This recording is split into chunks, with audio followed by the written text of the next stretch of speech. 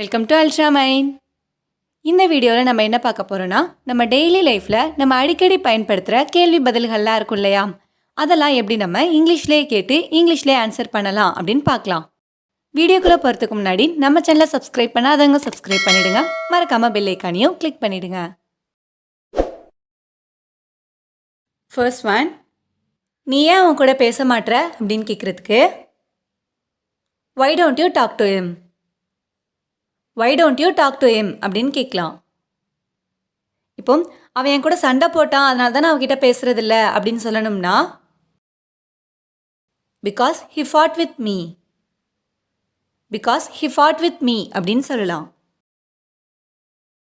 Next one, எப்போ உனக்கு leave ஆரம்பிக்குது அப்படின்னு கேட்குறதுக்கு when will the holidays begin? When will the holidays begin அப்படின்னு கேட்கலாம். இப்போ அது வர புதன்கிழமையிலேருந்து ஆரம்பிக்குது அப்படின்னு சொல்லணும்னா the holidays will begin from coming Wednesday. The holidays will begin from coming Wednesday அப்படின்னு சொல்லலாம்.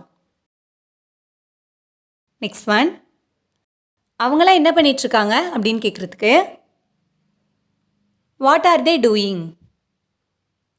What are they doing அப்படின்னு கேட்கலாம். இப்போ அவங்களாம் மீட்டிங்க்கு ஏற்பாடு பண்ணிட்டு இருக்காங்க அப்படின்னு சொல்லணும்னா they are making arrangements for the meeting. They are making arrangements for the meeting அப்படின்னு சொல்லலாம். நெக்ஸ்ட் ஒன், ஜுரம் எப்போ குறையும் அப்படின்னு கேட்குறதுக்கு when will the fever come down? When will the fever come down அப்படின்னு கேட்கலாம். அப்படி இல்லைனா when will the temperature come down? When will the temperature come down அப்படின்னு கேட்கலாம். அது நாளைக்குள்ளே குறைஞ்சிரும் அப்படின்னு சொல்லணும்னா it will come down by tomorrow. It will come down by tomorrow அப்படின்னு சொல்லலாம். நெக்ஸ்ட் ஒன், நீ ஏன் ஃபங்க்ஷனுக்கு வரலன்னு கேட்குறதுக்கு why didn't you come to the function? Why didn't you come to the function அப்படின்னு கேட்கலாம். இப்போ அதுக்கு ஏன்னா எனக்கு டைம் கிடைக்கல அதனால தான் வர முடியலை அப்படின்லாம் சொல்லுவோம் இல்லையா, அதுக்கு because I had no time. Because I had no time அப்படின்னு சொல்லலாம். லாஸ்ட் ஒன், நீ என்ன வாங்கின அப்படின்னு கேட்குறதுக்கு what did you buy? What did you buy அப்படின்னு கேட்கலாம்.